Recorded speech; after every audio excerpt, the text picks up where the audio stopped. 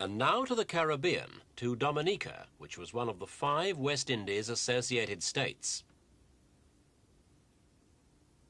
Since 1967, Dominica had been internally self-governing, with the United Kingdom responsible for foreign affairs and defence. On November the 3rd, she gained her independence and became one of the world's smallest nations.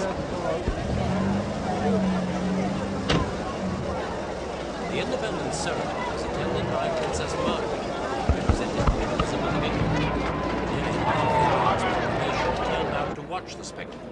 For most people, it was their first chance to see the princess, who'd flown in from Barbados, wearing a diamond tiara and necklace.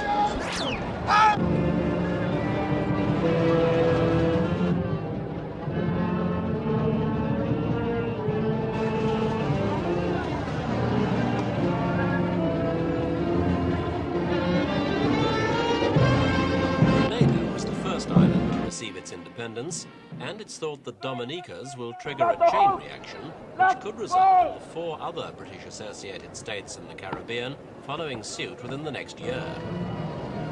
At 3 minutes to midnight, the Union Jack, which had flown over the island for 195 years, was lowered for the last time. Then the moment of independence. The new flag of Dominica, limp in the still night air, was raised. Today, 485 years to the day since Columbus first set foot on these shores, and more than 200 years since the outstanding beauty of your island attracted the first settlers from Europe. And having enjoyed full internal self-government as a state in association with the United Kingdom since 1967, Dominica moves to independence. This last step is a courageous one. It gives me great pleasure to be able to hand over to you these constitutional instruments on behalf of the Queen, the formal expression of your independence.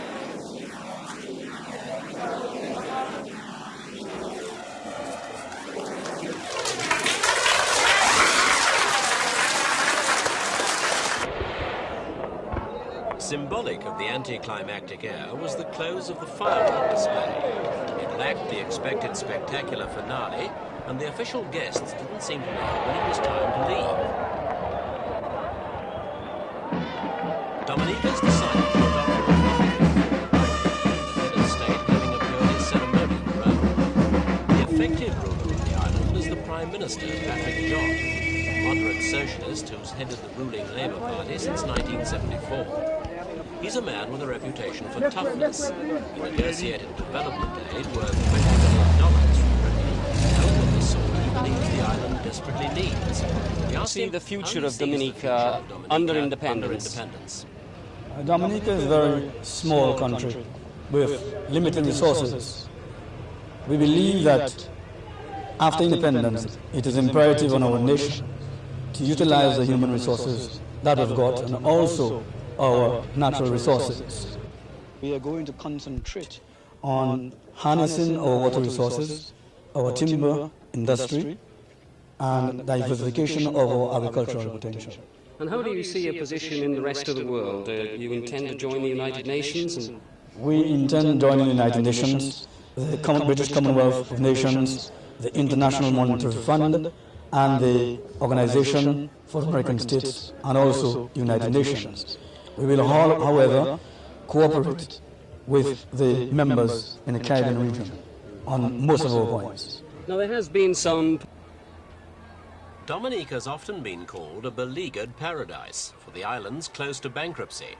In spite of its long association with Britain, there's virtually no conspicuous development.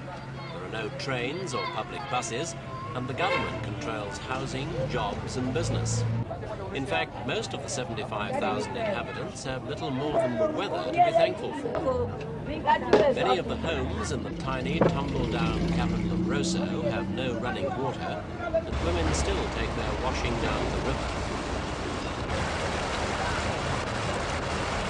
Unemployment is as high as 20%, with nearly as many again working only a few hours a day.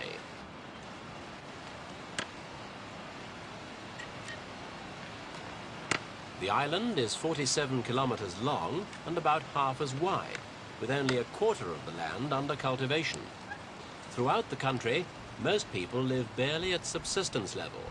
Women forage for fallen coconuts or collect the empty shells, which, once burned, become a source of charcoal for cooking fires.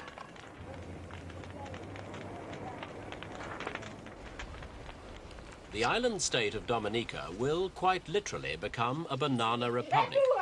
75 cents in every dollar the country earns comes from these plantations, and most of the crop goes straight for sale to Britain. Dominica's the second biggest producer of bananas in the Caribbean, and it's in the growth of this production and its expanding citrus industry that she sees her future.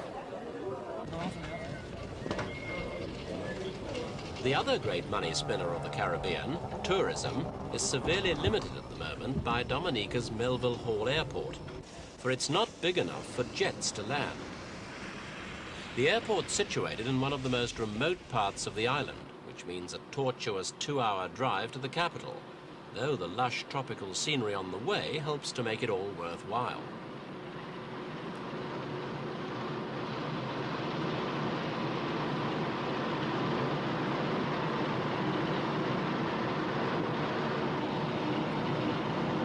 There are about 24,000 visitors a year, a surprisingly small number for a place in such an appealing spot on the map. Tourists don't appreciate what it is to look from Martinique to the south, and some of them don't even have heard of Dominica. Geography speaks is completely unspoiled. Those who do come here find that they have beaches almost to themselves.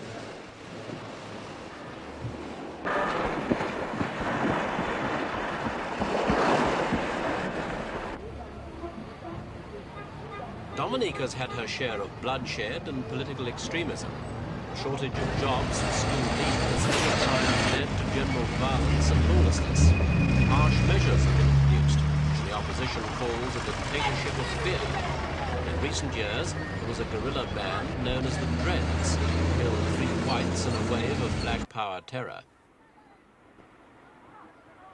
Such unrest is an indication of the difficulties Dominica Personal criticism of yourself from the opposition about the way that you've gone about independence. There was a suggestion that you should have called an election to get a fresh mandate, as it were, for Independence Day. What do you say to that?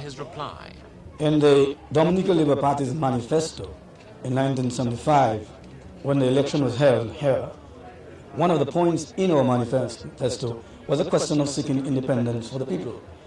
During the election at that time, there was a spate of violence and disorder in the country, and therefore my government concentrated more on bringing back law and order in the country and campaigned on law and order instead of mentioning about independence.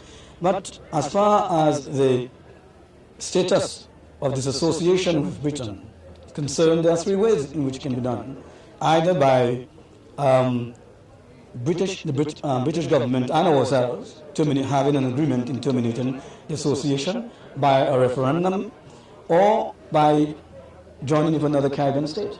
And both the British government and ourselves accepted the fact that it was time that Dominica should be liberated. How important is it going to be in the future that you maintain ties with Britain?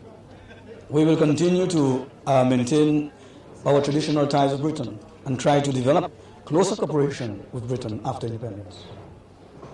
Thank you. If the opposition party is right and people are unhappy, then there's the real possibility of a future uprising. Patrick John must attract development capital from international agencies to balance the island's budget and to develop its natural resources. Increased prosperity will provide the means to train and employ the disillusioned young. And on this rests the question of whether Dominica will be able to enjoy the responsibility that independence entails.